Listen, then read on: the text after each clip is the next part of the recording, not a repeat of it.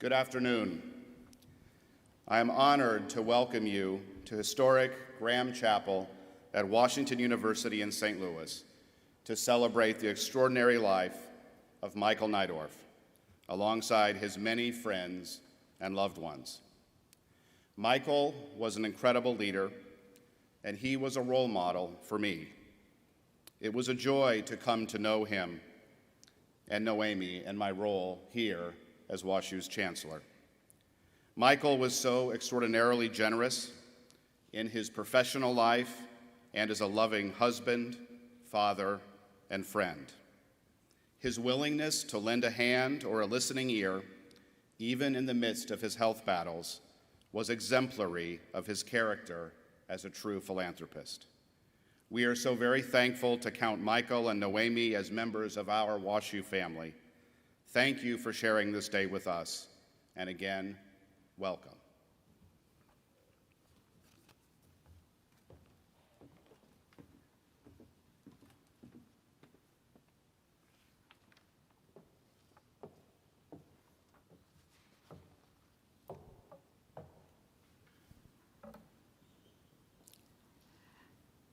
Michael Neidorff was a remarkable man. He was a visionary who was capable of seeing the future and then using his intelligence and drive to execute on that vision. He was a person of action. At the same time, though, he was a loving son, brother, father, husband, civic leader, and a loyal friend. And that is what I would like to talk about today. To know Michael was to know how much he loved his family. He adored his wife, Noemi. They were a couple who fell in love at an early age, and that love never faltered. He loved his children, Peter and Monica, and freely gave Noemi credit for their education and development. Both deeply loved their father and knew even with his busy schedule, they always came first. All of us knew Peter and Monica as they frequently came along with their parents to their many civic commitments. Monica's death was devastating to him, but it only brought the family closer together. That grief carried with him to his death. Peter, I remember fondly when Peter received an award from the Urban League. Michael and Noemi hosted a small dinner for him. It was one of those special nights where you saw Michael less as a successful business person, which of course he was, and much more as a loving father, so proud of Peter. Michael was a loyal friend to so many, and that friendship was personal. He cared about people and frequently asked how they were. Our friendship came through a joint commitment to taking action in the community. I think that's what led to his and Centine's support of the Regional Business Council. He wasn't, and we weren't, afraid to take on tough issues. He often talked about reducing crime, but he knew that the most vulnerable in the community must have the health care, the education, and jobs in order to break the cycle of poverty. He wanted a different future for our youth. Let me give you a personal example. Several weeks before his illness, he asked to meet with Michelle Tucker, President and CEO of the United Way, and Michael McMillan, President and CEO of the Urban League, and myself, to talk about more he could and we could do, particularly in North County. We discussed what would be most helpful, and we vowed to get back together again soon. As we talked that day, little did any of us know that this man who loved St. Louis so much would become ill within a few weeks. So I will remember him today for caring deeply about St. Louis and those most in need. Noemi, Peter, and the rest of the family, know that we are here today to say we love you, we love Michael, and I will always remember his inspiration, friendship, and of course that wry smile. May he rest in peace, knowing St. Louis will never forget him.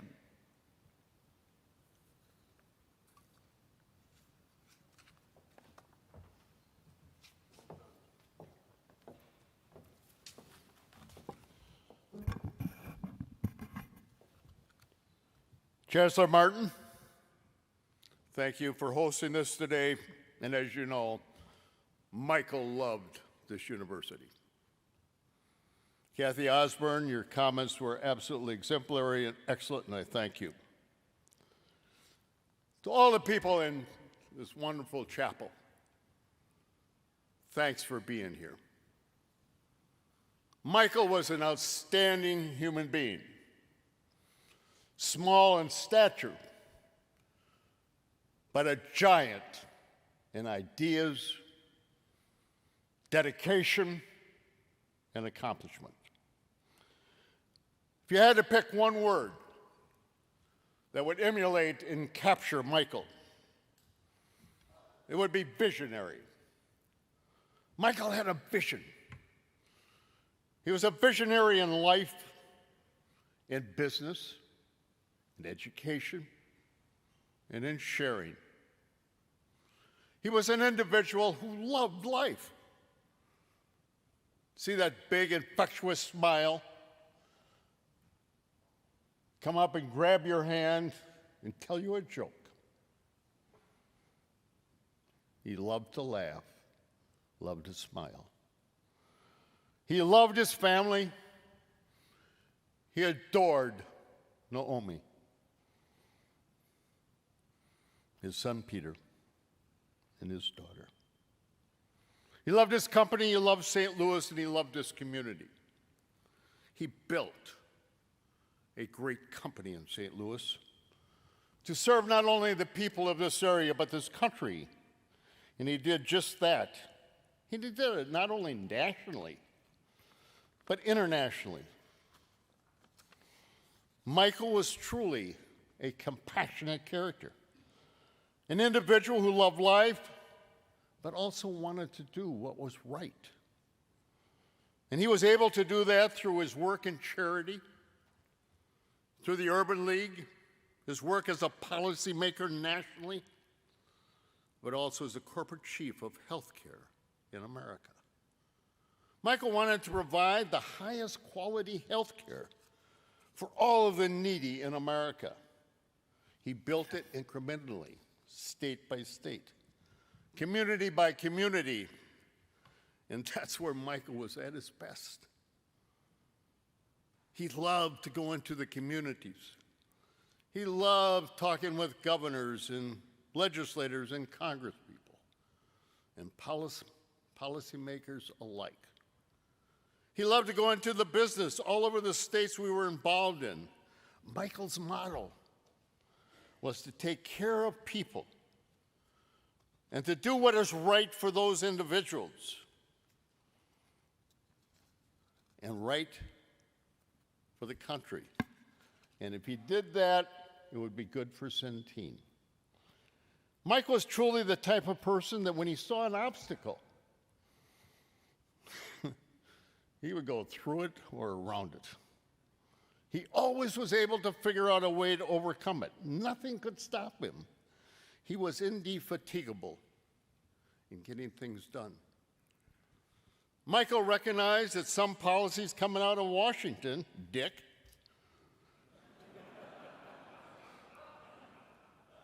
and out of individual states were not effectively serving people. For Michael, delivering health care was not about politics, but about sound public policy. He had brilliant ideas, about serving the underserved, about health care, about insurance and business. He also understood that in order to achieve the soundest public policy, he could not choose one side of the aisle because Democrats, Republicans, and independents all contributed to good ideas.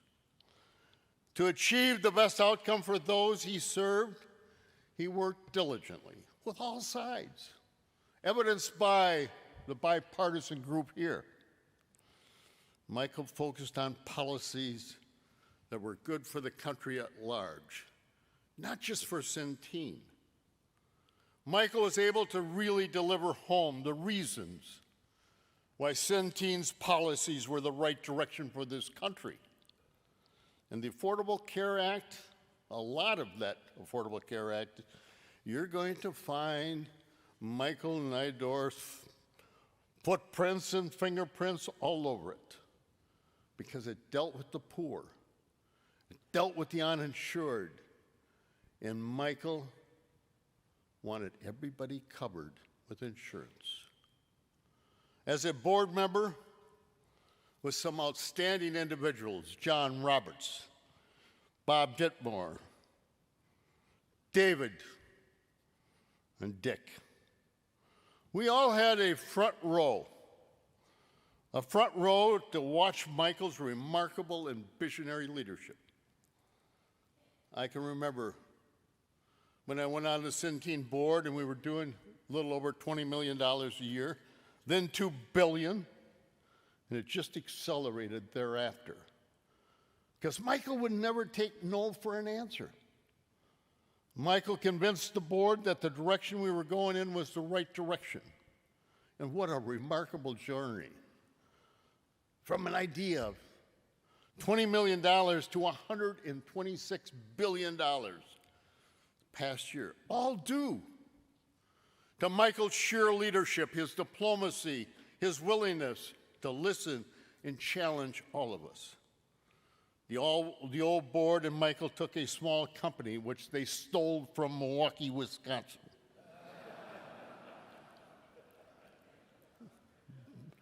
Bob Ditmore, I always accuse Bob Ditmore and Michael Neidorff of driving up in a red pickup at the midnight on Monday night, putting all the files in and driving it to St. Louis. Like everything else, the old board and Michael had a partnership to build and grow. And too bad all the promises were not kept. Michael was in the middle of the fray. He was always what Teddy Roosevelt would always epitomize: the man in the arena, the man with the blood and the sweat and the tears fighting it out for the best. He was what Teddy Roosevelt would have called a tremendous citizen. And Michael loved that. He loved that role of being involved, whether it be with Democrats or Republicans or independents.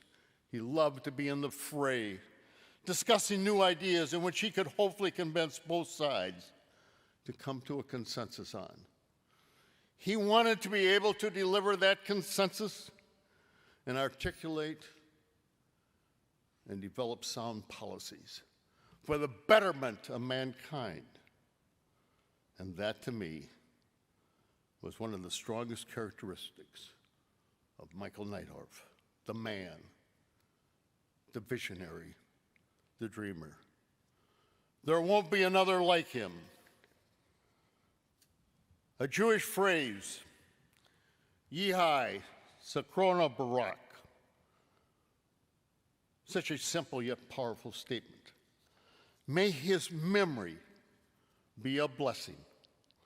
When we express this sentiment, the blessing implies that it's up to us, those who bear the memory of that person who passed away, to keep that memory.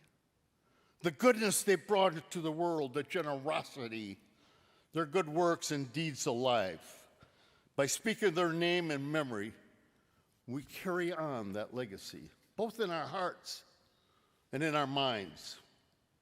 With Michael Neidorff, his acts and deeds, coupled with his faith, his Jewish faith, the generosity he exhibited, assured that we will always speak his name and share his memory.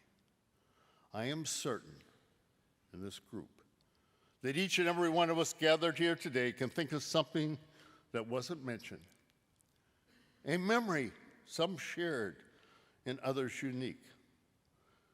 The only excuse I can offer is that which you are likely thinking: how do you capture the life of a man like Michael Neidorff, whose accomplishments stand alone and who meant so much to so many? In the end, we're all best saying the same thing and truly honoring Michael by never forgetting his memory and saying, Yahai Zikrono Baruch.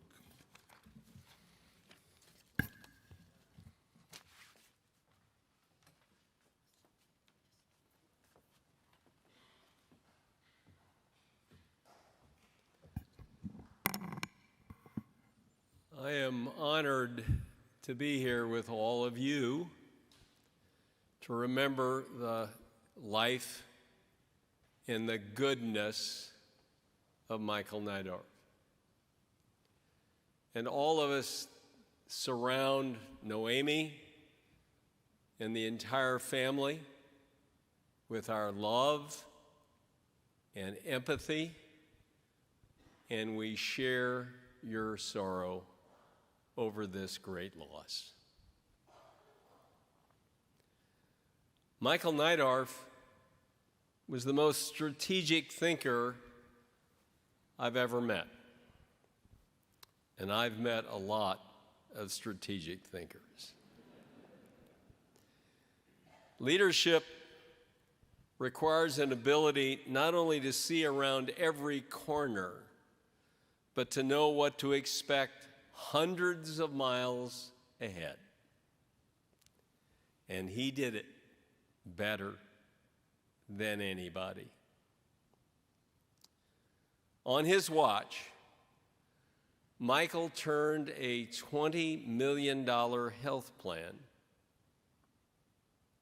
into a $126 billion global healthcare enterprise.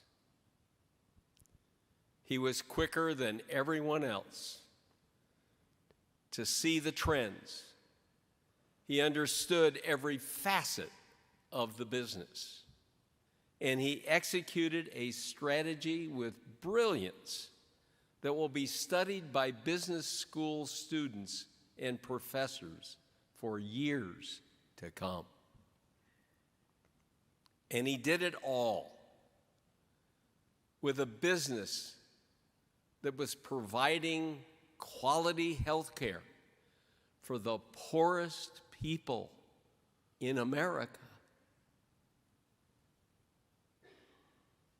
And he was, therefore, the shining example of a fabulous private-public partnership.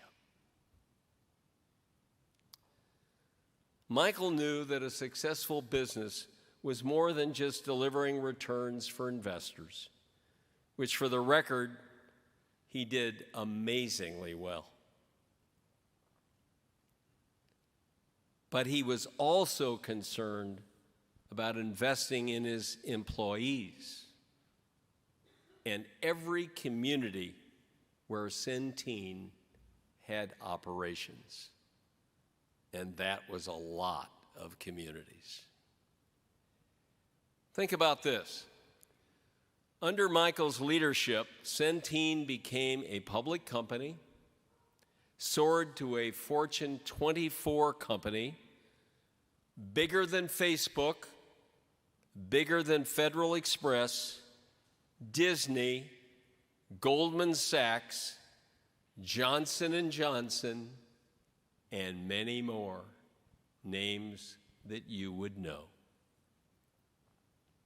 Because of his leadership, Centene received dozens of accolades as a Fortune most admired company in the country. In fact, one of the most admired companies in the world and the biggest company in Missouri. One of the reasons Michael was a great leader is that he would be the first to tell you that he did not do any of this alone. He took time to get to know every employee that was on his executive team, middle management, or even new interns. He got to know them, and he always had their backs. Employees looked up to him as a strong, strategic, innovative leader, and the investor community respected his business sense and foresight and keen knowledge of the healthcare industry. Michael gave so many people a chance to grow and flourish and advance. How many people did he touch and their families who benefited from his generosity and his spirit? He didn't want anything in return, only their loyalty to the company that they had built and grown together. Michael focused his talent on finding ways to improve lives. He found joy in building a successful business because he saw the opportunity in what it could do for others. Whether it was helping millions of people access to have affordable, quality health care, or investing in our communities, or creating leadership opportunities for people of all backgrounds. At every point in his life, he was seeking out the next good idea to lift people up. And if he made a commitment to do something, he stuck with it and worked to make things better, especially for St. Louis, Missouri. He strengthened and invested in the St. Louis community, and his commitments were unwavering. Our Centene board knew that replacing Michael upon his retirement would be impossible, but monumentally difficult, since guiding someone to be a visionary leader was not something that can be easily taught. For that reason, we kept extending his contract and pushing back his retirement date. Most people weren't aware in 2021, when Michael initially discussed his intent to retire, he was in the process of considering a presidential appointment that was offered. It was yet again another way that he could serve. We knew that after his planned retirement, Michael was already working on his next business venture. I talked to him about it a lot. Unfortunately, his illness cut that short. Michael always led with a sense of humility and decency. He walked in impressive circles.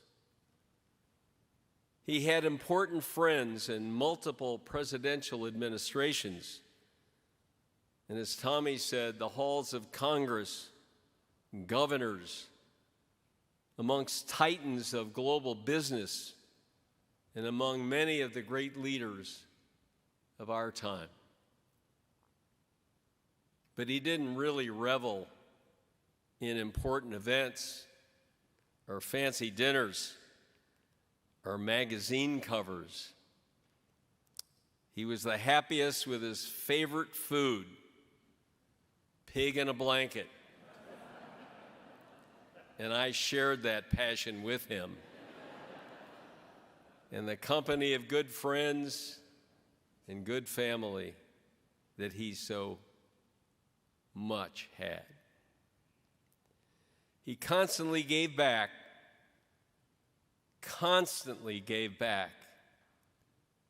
supporting organizations and causes that made our world a better place. He was the kind of guy who would give his shirt off his back if you needed it, who went out of his way to help people he never met or never knew. I think that Michael's real brilliance was his true commitment, passion, compassion, coupled with a great sense of humor that always kept him grounded. He understood what truly mattered, and he led from his heart. There will never be another like him. My friend, our friend, may you rest in peace.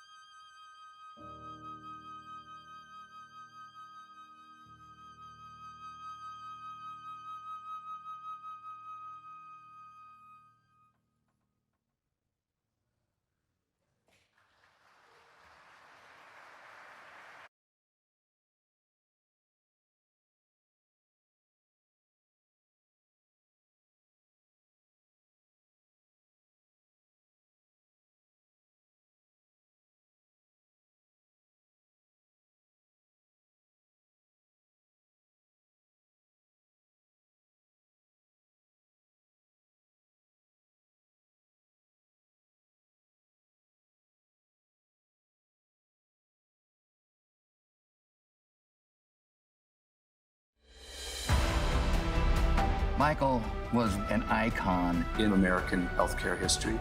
He truly was a force. He was a giant in corporate America. He had a huge heart. An amazing mind. He was committed to the most vulnerable people in this country. He represented the very essence of the American spirit. His legacy is going to shine.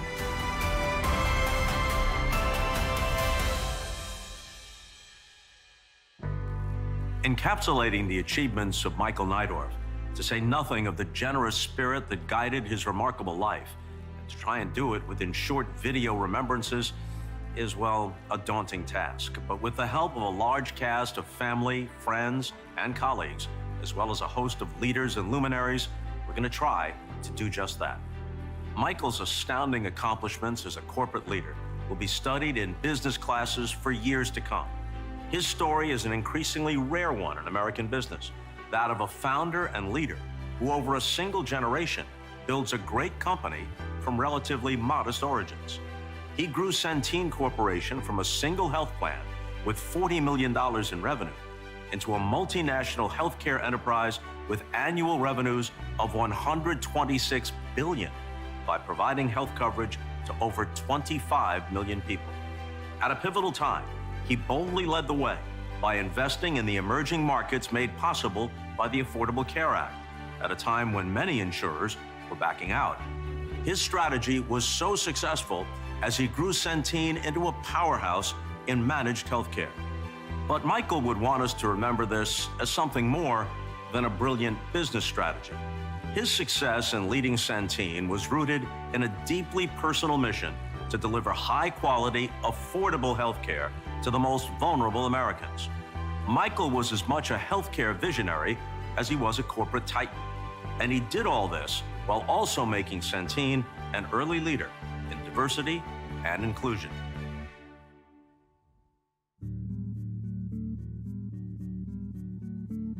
How many times in the United States do you have somebody who starts a business with very little and ends up having a business that's over $100 billion in revenue? I mean, that doesn't happen very often. And to be able to ride that wave and to be able to ride the trends, I know of no one else who's been able to do that. I think the story in and of itself is absolutely remarkable.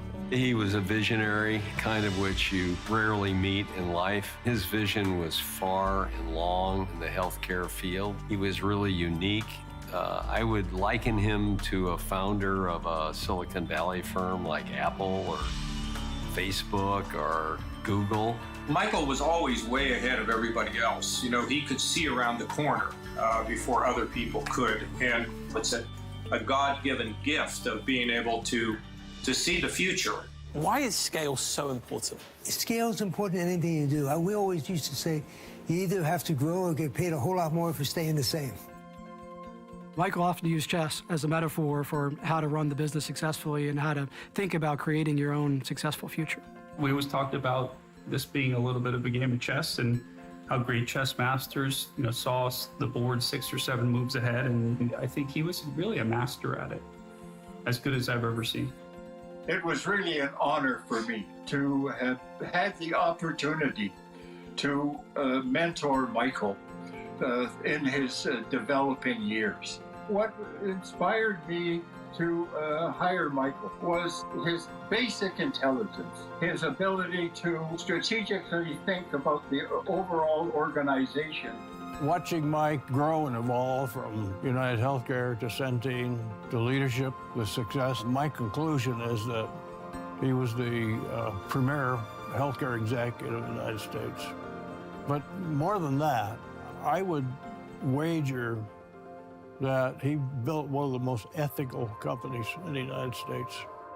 I think that the biggest lesson and one of the reasons for Centene's success is that he wanted to be local. He wanted each plan to have people that were in the state and had connections. I think visionary people that build great companies have this kind of unique capability to think way, way out. Michael could outthink people, usually without them knowing it. And he could just get in front of things and he could make his vision happen. I think Michael Neidorff was a giant in corporate America, and more people should know about his story. He kept saying, to do this right, we need enormous scale to get the job done. I need the best people from the industry to help me get there. You don't develop people, you give them the opportunity to develop. He was so confident in the people he chose. He trusted us. He gave us the ability to make decisions without micromanagement. He challenged us. Outside the box was something that you lived by every day. And Michael had a saying, don't do anything you don't want to get caught at. Let's do the right thing. You can't go wrong by doing the right thing. He truly was a force. I don't know that there will ever be a force again like Michael Neidorff.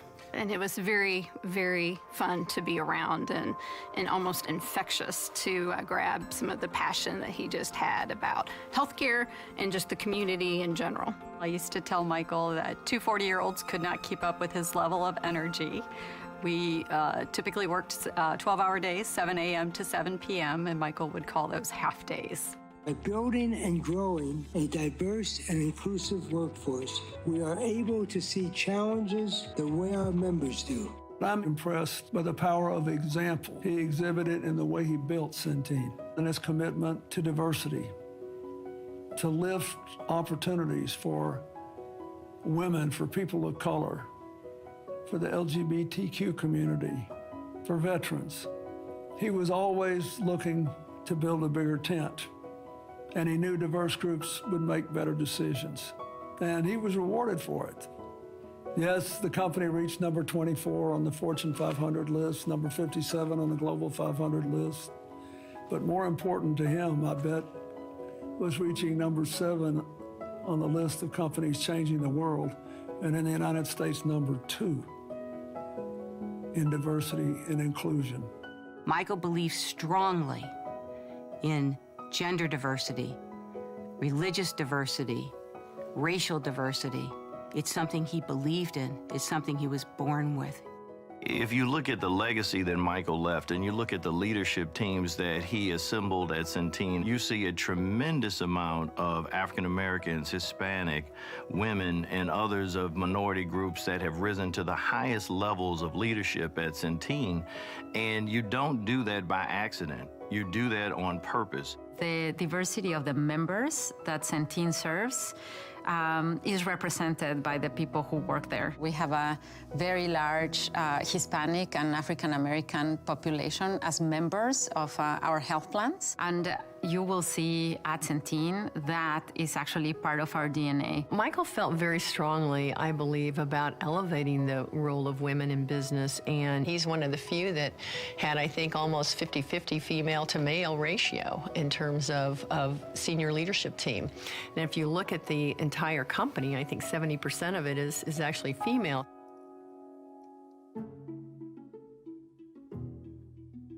Michael used his visionary leadership at Centene to create and deliver better, more affordable health care to the poorest Americans. He made America a better place, and he made Centene one of the most compassionate, effective, and efficient healthcare companies in the country. What drove Michael and his core was knowing Medicaid beneficiaries were never just numbers on a spreadsheet. They were people who deserved dignity and a chance to lead good lives. Michael always knew that this would be his mission, to help these people. He was a smart, dedicated, compassionate, wonderful man. I miss him dearly, we all do, but everything he worked for will live on.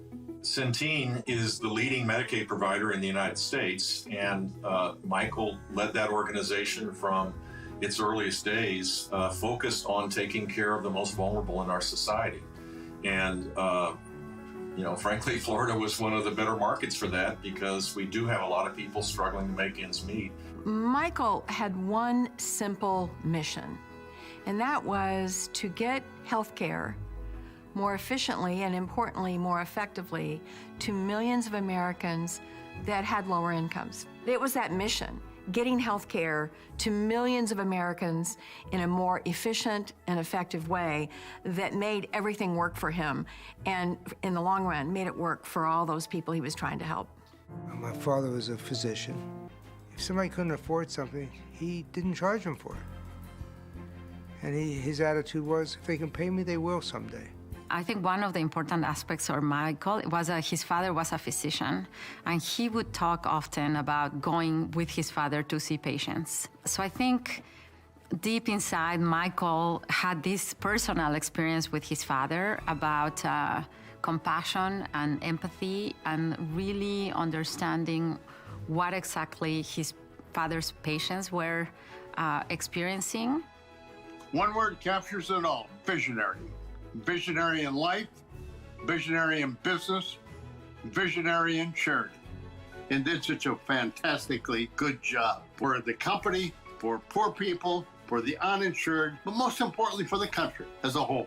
Michael understood that for really great things to happen in a country, the Republicans and Democrats had to come together to try to accomplish stuff. He was a useful partner in trying to bring those sides together, whether it was in an individual state or whether at the national level. Michael Neidorff passed away. Yeah.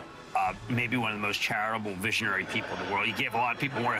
He took advantage of Obamacare to give a lot of people health care. He ran a company splendidly, and he's a great man. Michael's concept was to be sure that people had access to the kind of health care that you'd want people to have. It needed to be high quality, it needed to be affordable. I think it more and more, as the company and Michael's view of this developed, it needed to be more holistic in terms of looking at the entire individual. He was the son of a doctor and nurse. It was how he was raised. When other CEOs backed out of the ACA marketplace, he stepped in, securing families access to affordable health care, because he knew the Affordable Care Act wasn't something to run away from. It was a bold vision for a healthier future, one that he wanted to help realize. I always say that a great company has got to have a public purpose. And by that I mean it's got to improve the society in which it lives. And I think Michael really felt that. What he was doing improved America. He said, you absolutely can provide high-quality health care to the poorest in our community. And it was his passion and his mission to do that. And he instilled that, not just in himself personally, but he instilled that in the culture of Centene. Michael was a real believer that if you did the right thing, ultimately you would get what you deserve. And so when the Affordable Care Act passed, there was expansion opportunities both on the Medicaid side and then in the exchanges. And ultimately he was right. They're the largest participant in the exchanges. They help more people in America that need help than anyone else. When we all lost Michael, one story raced through my mind. And that was a day that I was serving in the Obama administration, and we were in a real crisis. And I picked up the phone and called Michael and said, Michael, we're in trouble. We've got a situation in Arizona where there may be 800,000 people or more that don't have access to insurance. And without asking a question, without missing a beat, Michael said, we will stand by you, whatever is required. I think Michael will stand out in the grand arc of American healthcare history. And I think he believed that private sector innovation, creativity, initiative-taking, calculated risk-taking could really provide solutions to address vulnerable populations. What he's done for America's most vulnerable, I think, is truly a lasting legacy and very remarkable. Michael never lost his compassion. You know, the compassion that he had all those decades taking care of the vulnerable patient population. He never lost that, even in the very end. One evening when we were having dinner with Michael and Noemi, Cindy casually asked, well, how was your day? And Michael said, well, today we helped more than 50,000 souls to receive health care. And Cindy was almost in tears, realizing he wasn't referring to these people as clients. It was not a business for Michael. It was a personal struggle, personal effort to go out and make sure that everyone was able to receive the kind of care that he believed they should have.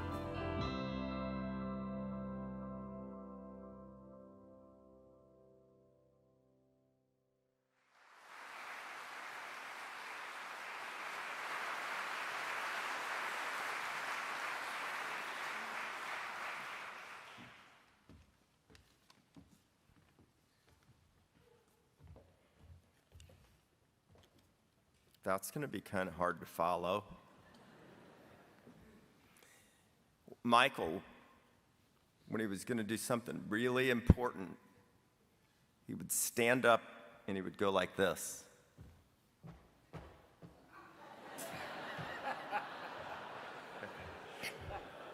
And when he did that, it always got my attention. Well, there's all kinds of emotions and memories and facts to think about, of course, when we remember Michael. And I always try to figure out, was he simple or was he complicated?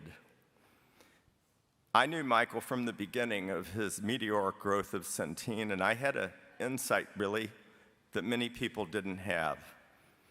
In the very moment, and especially now, I could see and realize something amazing and very special was going on. When I was in Michael's presence, and I mean every time I was in his presence, in the boardroom, in his private study, in his home, or on the golf course, I never became a casual or comfortable witness. I always focused 100% on what he was up to, and I overcame my attention deficit to fully grasp every morsel of his wisdom that I could get. I learned more in those moments than any other moments in my life. I saw compassion and tears were shed. I saw anger, frustration, leadership, victories, and I saw setbacks. My takeaway, though, through thick and thin, was the consistency and rock-solid, principled ideology of MFN. The adoring husband and father, and I'll admit it, sometimes I saw him that way. The kind and thoughtful friend, the visionary and bold leader, especially in the toughest situations, moments when Michael could be counted on to always focus on what was right more than any other thing, to always do the right instead of the easy. I constantly find myself now in a conundrum often, and I always say to myself, what would Michael do? For almost 25 years, I was able to spend a long weekend every October with Michael at Pebble Beach and 14 other friends playing golf, telling jokes and stories, having a cocktail and smoking a cigar out by the fire pit to get away from our normally self-induced stress of our work life. I'm going to desperately miss those weekends. The people who were in this chapel who knew Michael know what I'm talking about. We saw his intensity, but I might be the only person in the room who Michael fired 3 times and then hired back. Maybe more than that. His passion we saw, his softness, because he could be very soft, his humanity, and his witty sense of humor. I loved when Michael would tell a joke. Sometimes he would tell the same ones. I know that you know that. But what I really loved was when he would start giggling halfway through the joke, and then at the end of the joke, he would be laughing so hard he would be crying, and we would never get the punchline. But it was okay with me, because that was just as funny as the joke was. I would be laughing and in tears also. I'm so lucky that our relationship extended beyond our important work that we did together to our families. Our families have a deep friendship, and that I was able to see the way that Michael adored Noemi and their children and his extended family, a true mentor to me in the way I hope to treat my family. Michael taught me things he learned from his father, who we've heard of, was a physician in Altoona, Pennsylvania. And from Altoona came a great man of family values, a man of deep faith who cared deeply about his Jewish heritage, a man who was a great example to the community and a business leader who was driven by all of those things to master a complex strategy to help vulnerable people one person at a time, but at a tremendous scale. I'll always treasure every minute I spent with Michael Neidorff, and I will miss him desperately. And I promise, Noemi and Peter, that I'll be close with you forever and treat you the way that Michael would treat my family in the same situation, with my love.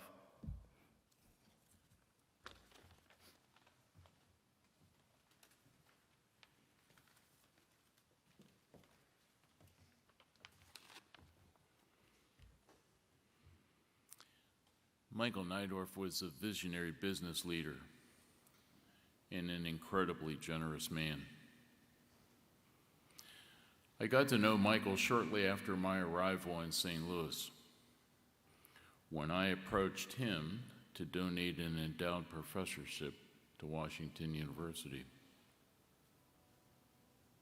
He did that and more, supporting the Neidorff family and Robert Packman, professor of surgery at Washington University School of Medicine.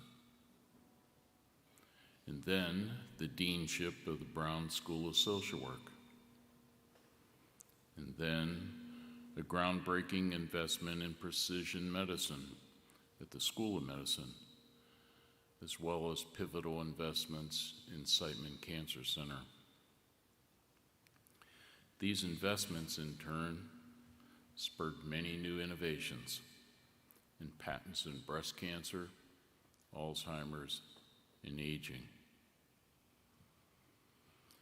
As Michael and I became closer, he confided in me about his personal health issues. These health issues led to more extensive consultations and eventually required hospitalization. It was during that time I visited Michael every day, often for long periods of time, especially at the end of the day.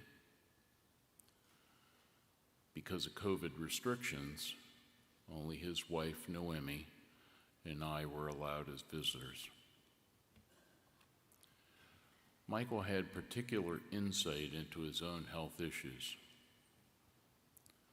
Until his final moments in the intensive care unit, he was sharp as a tack and never lost his sense of humor, often at my expense. He had the ability to ask pertinent questions and was able to place each phase of his care in context. During the entire time of his hospitalization, he was an ideal patient.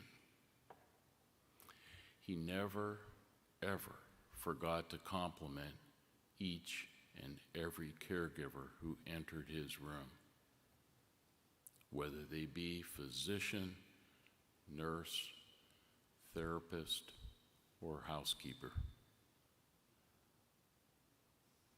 He knew each one of them by name and frequently knew their work schedules. He always took the time to know them personally. Often a treating physician gets to witness special aspects of a patient's personal life. In the case of Michael, it was the privilege of witnessing an incredibly close relationship he had with Noemi. They had a special bond, a result of 48 years of marriage that was admirable. The motivation for his getting well was simply to be by her side. Their relationship was a true partnership, and he took great pride in her accomplishments in the arts, especially at the Manhattan School of Music and Opera Theater of St. Louis. Everything they did it together. They did it as a partnership and with unconditional love for each other. Michael made us all better, and I am enormously grateful for the chance to have called him my friend.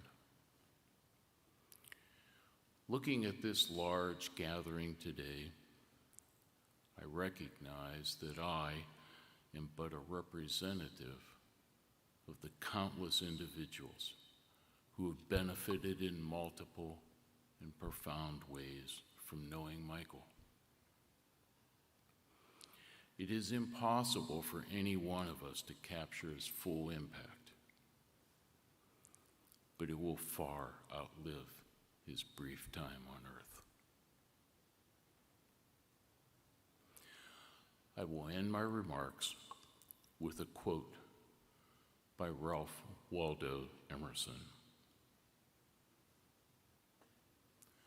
The purpose of life is to be useful,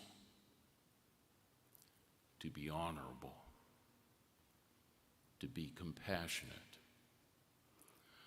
to have it make a difference that you have lived and lived well. Emerson certainly had Michael Neidorff in mind.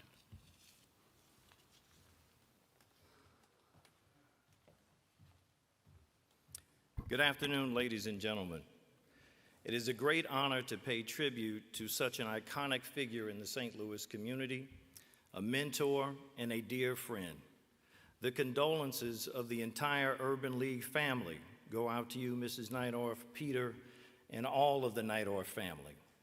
Michael was a true champion of diversity, equity, and inclusion. He believed in it personally and professionally and demonstrated it again and again with his staffing, his vendors, board of directors, philanthropy, public and private statements, and constant deeds. For those of us who are from St. Louis, we would all agree that the worst that we have ever looked in modern times to this country and the world was during the Ferguson crisis. But times of great crisis show the true character of leaders, and Michael once again showed the core fundamentals of who he really was during those moments. He immediately decided when people were running away from Ferguson that he would run to Ferguson.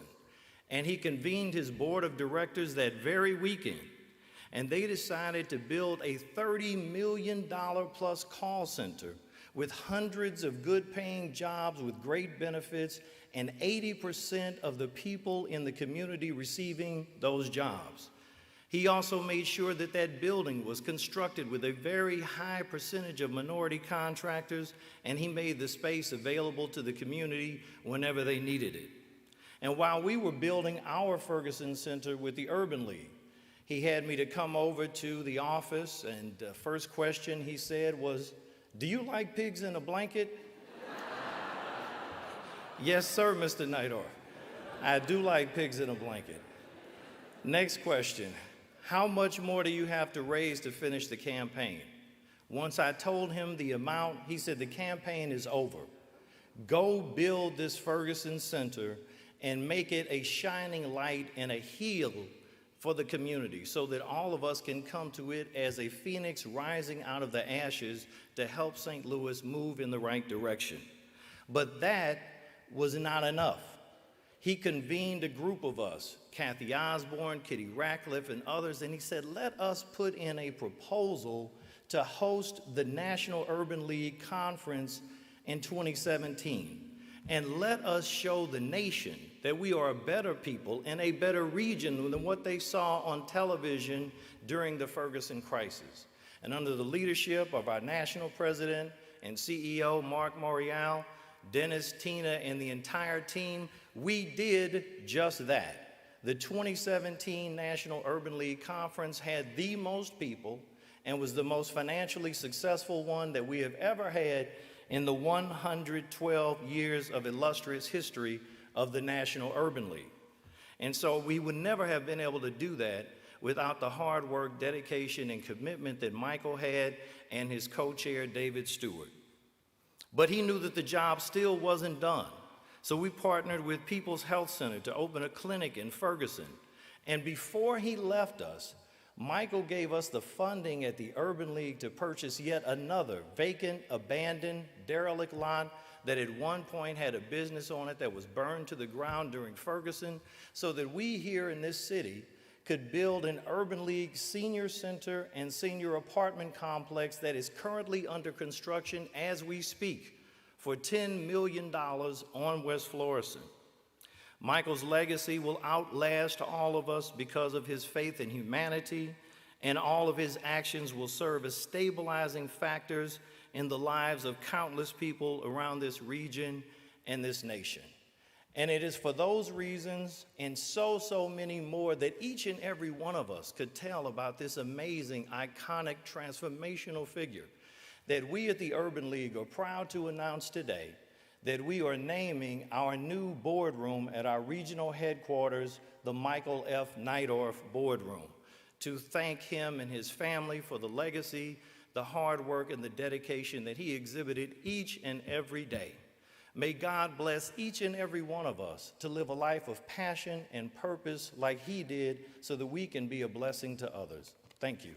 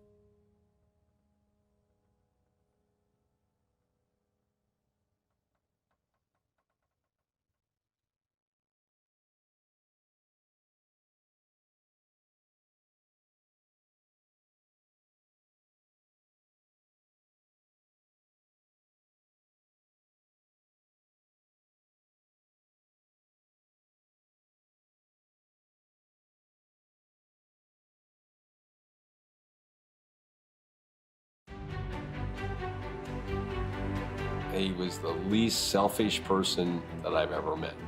A true philanthropist.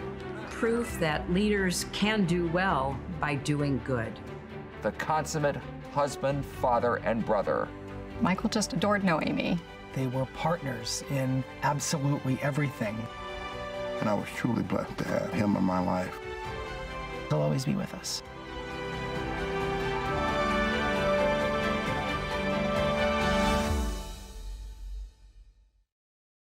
It's impossible to separate Michael Neidorff's essential qualities as a person from his outsized role as a civic leader in Missouri and his remarkable record as a philanthropist. His drive to give back to his community and to his country was about much more than the responsibility that comes with great success. Everyone who knew Michael, and that includes me, could see that his giving and his sense of civic duty arose from his innate generosity and empathy, as well as from a deep-rooted sense of humility and integrity. He made lasting contributions to hundreds of national efforts, from the National Urban League to the Kennedy Center. He gave generously, including vast amounts of his personal wealth, time, and talent to countless other organizations working for veterans, children's health, the arts, first responders, diversity and inclusion, and education.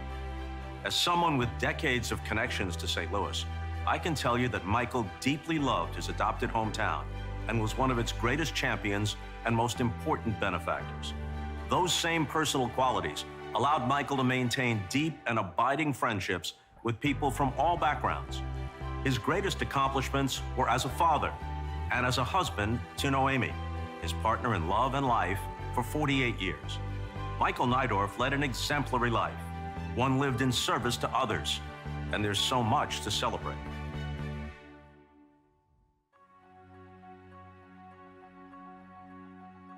I think we'll be reflecting for many decades to come on the Michael Neidorff era, and some will look at the business side of it, but many of us will be looking at his role in the civic community. We are going to be benefiting from the seeds that he and Noemi planted for probably decades to come. You know, the ripples in the pond are continuing to move out, and I think that truly is a huge part of his legacy.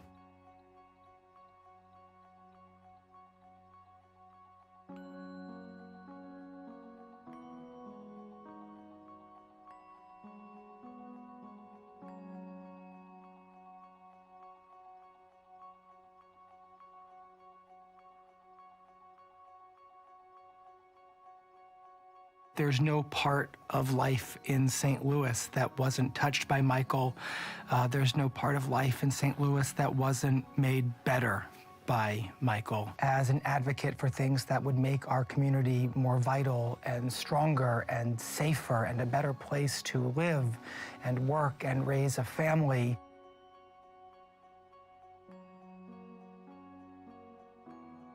The question you have to ask yourself is, where would St. Louis be without Centene?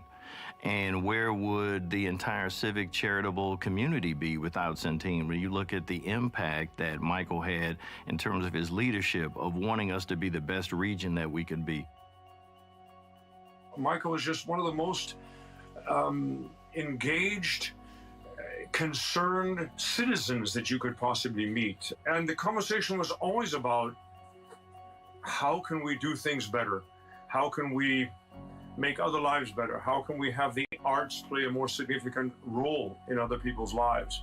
He's an extraordinary human being, one of the most extraordinary people I've ever met. And I've been so proud to watch how the United Way has grown within our company. And Michael always encouraged everyone at Centene to give back to the community. And more often than not, when we went into these charities, there was a Centene person on that board who was very active, very supportive, and it was pretty mind-boggling to me.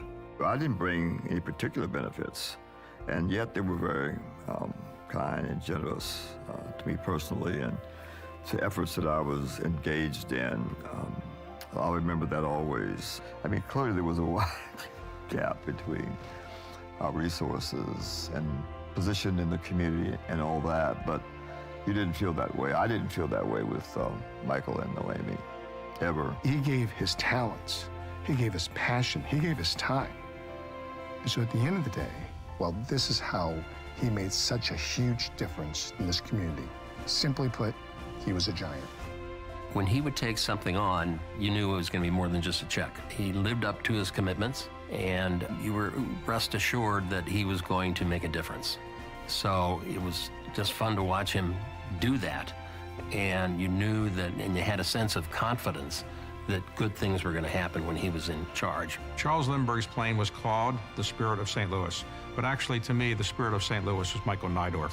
Michael and Noemi were truly life partners in a way. They supported the St. Louis Symphony Orchestra. Noemi's knowledge is very impressive, but Michael was very, very savvy when it came to the experience of the concertgoer, very savvy when it came to audience development, to business practices. He was particularly passionate about broadening our work in equity, diversity, and inclusion, ensuring that opera and that Opera Theater of St. Louis would be a place where everybody could come together, and that this wouldn't just be an elitist 19th century European art form, but that it would bring people together and open doors and help tell powerful stories. I don't know anyone who put more time into the community from the CEO role than Michael.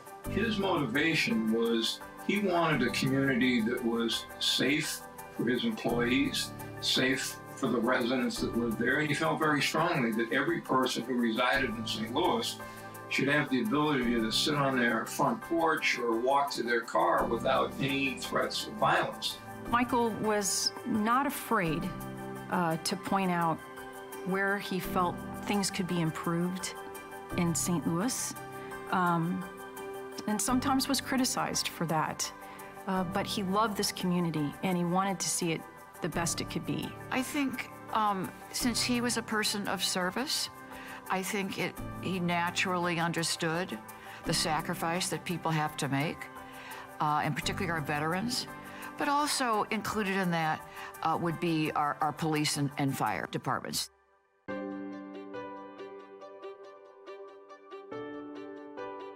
I'll never forget that at a time when a lot of the CEOs were doing a lot of lip service about helping with the aftermath of the turmoil in Ferguson, Michael did something different.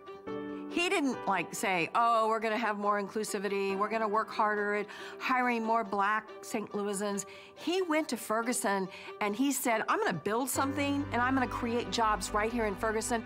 Michael called me one day and said that he wanted to build a claim center in Ferguson. 3 days later, it was announced. 250 jobs for the area, a $25 million investment. That's the kind of guy he was. He made a decision, he did it for the right reasons, and he moved quickly. When small businesses and hard-working people in Ferguson were struggling to get by, he brought certainty and stability to an area marked by continual unrest, by providing hundreds of good-paying jobs and benefits. Within that 7 years, we've hired approximately 500 people within the community, so we provided jobs to the community. We have a child care center within that location, so our employees are able to bring their children there. And when the location was open, it served as a beacon of hope for that community.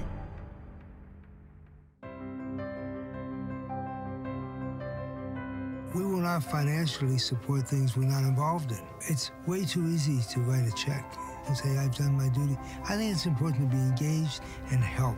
Michael's generosity not only changed the philanthropic landscape, it also transformed communities across the country and around the world. It also improved countless people's lives and futures. Michael saw seemingly insurmountable challenges and then set about overcoming them. He saw opportunities for investments in the arts and civic organizations where others may not have. Michael, I think, truly loved the Urban League, the mission, and the people we serve. And I think was honored to become chair at a time of change and transformation. And I'm grateful for him for embracing a civil rights organization. Like the National Urban League and our affiliate in St. Louis, as a recipient of his generosity. and support. There's a new standard of philanthropy that was embodied in Michael Neidorff's service at the National Urban League. I'll call it the Neidorff Standard. And that standard is one that will inspire many, many corporate leaders to rise higher than they've ever had to before. He gave generously of his time, he gave generously of his money, and he was a great philanthropist at the Kennedy Center. And I think the Kennedy Center today is in strong position in large part because Michael really spent a lot of time with the Kennedy Center, even though the Kennedy Center is not in St. Louis, and he had other responsibilities in St. Louis. The Michael Neidorff School of Business really is a part of momentum that he helped establish while he was the board chair. So I always saw Michael having a real sense of identification with our students, with our graduates, and taking real pride in that sense that education isn't what you've learned. Education is what you do with what you've learned. Michael was the living embodiment of what it meant to be a true philanthropist. He didn't just give from his checkbook. He gave from his heart. You know, my father, Danny Thomas, who founded St. Jude Children's Research Hospital, he used to say there are two kinds of people in the world, the givers and the takers. The takers sometimes eat better, but the givers always sleep better. If that's true, and I believe it is, I bet you Michael Neidorff slept very well throughout his long and beautiful life.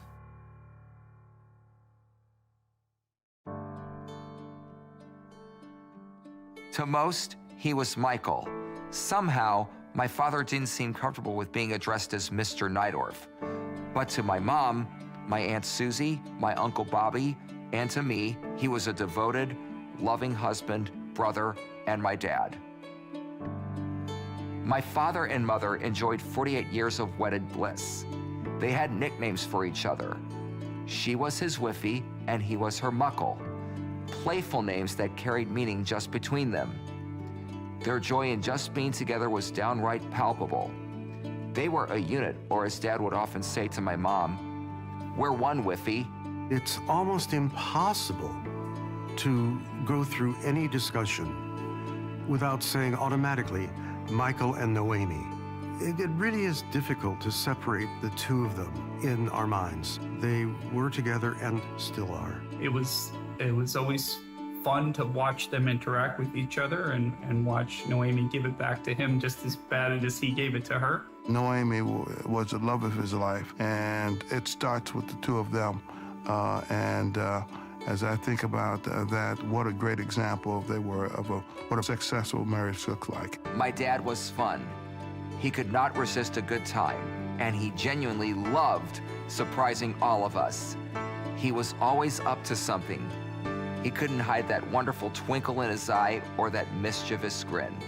My mom, by her own admission, has always been a worrywart, but Dad would always balance out her concerns with his eternal optimism. His glass was always half full. No, it was completely full. Whether in business or during time spent with us, he somehow always saw that light at the end of the tunnel. My dad was the consummate husband, father, and brother. He never, ever missed any important occasion that involved one of us. No business deal could ever keep my father away from something that mattered to our family. He delighted in us. He thrived on family. It was the most important thing in his life.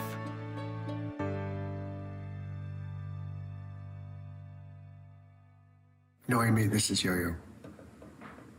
I know no piece of music can reflect your loss. And I don't pretend that it would, but I would like to play this saraband for you and for Michael and for Monica.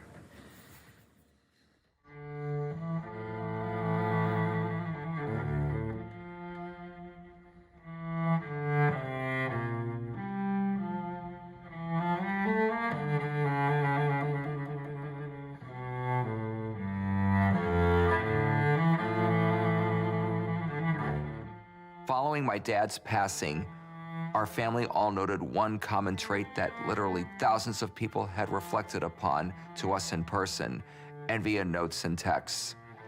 That my father genuinely cared about people, some he may not even have known, But once he heard their circumstance or plight, he, with his enormous heart, would help anyone in any way possible.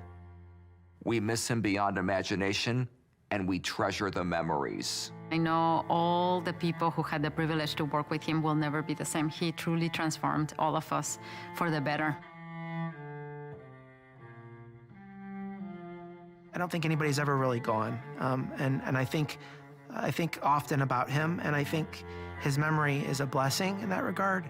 And so if I can think of all of the blessings that he's given me and my family and the community, I think he'll always be with us. I can't put into words how impactful Michael was for me and for our family as well. And I did have the opportunity to talk to him and tell him how much we appreciated that, but he changed our family's lives forever. And, we're profoundly grateful for that. First, I was a friend. Sometimes I felt like a son, and I know that he treated me that way. And he was a powerful mentor for me, both in my family life and in my business. I miss him as a human being. He set an example for me. He set an example of how you behave in tough times. He set an example of how you think long-term when everyone else thinks short-term. And I'm going to miss him as a friend. Michael Neidorff tried to build a road to the future that we could all walk together. He represented the very essence of the American spirit of what it means to be part of a community, the beloved community. I'll miss him very much, but his legacy will endure, and all the people living better lives today because of his generosity, his commitment, and his infectious example. When he became very sick, I saw Michael during some of his most vulnerable times, and this is one of those situations I see a lot as a doctor, and often a person's true character really comes out in those situations. In him, more kindness came out, more understanding, more patience came out. I as much as I admired Michael, I admired him even more when I saw him become more vulnerable. Michael changed my life forever. He is the most generous person I have ever met. I will forever be indebted to the man we affectionately refer to as MFN. Michael just adored Noemi. His love for her was limitless. They had a special relationship. You don't see it as frequently as we would all like to see it, and that is the kind of love and respect they had for each other. And I know how hard this has to be for Noemi. And I am filled with love for her because she is navigating that road without him. I know how difficult that has to be for her. Nobody is like Michael Neidorff. He's the kind of friend that I will never have again in my life. He's the kind of person that you can rely on. He's the kind of father figure, friend, brother that I will never have in my life, and he will never be replaced. I remember the last conversation that we had together. He said to me, "You're a brother from another mother."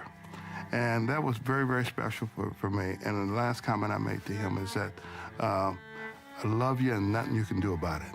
And there was just those special moments like that you didn't have to have a conversation about, that we knew about one another. We had just a special bond.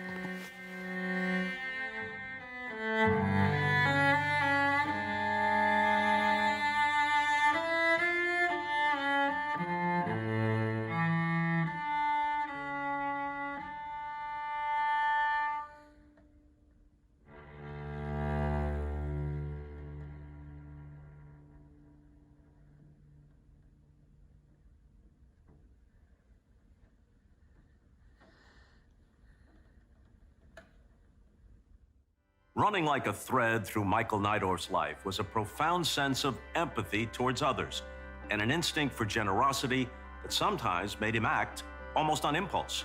By all accounts, he was like that from the very start, long before his astounding business success allowed him to expand what he could accomplish with that big-hearted kindness that was always part of him. Michael Neidorff lived his entire life in service to others, to his parents, to his brother and sister, to his wife and children, to his neighbors throughout St. Louis, to his fellow citizens across this country and the world for that matter. His was a life worthy of celebration and emulation. Let us carry Michael's memory and his example forward.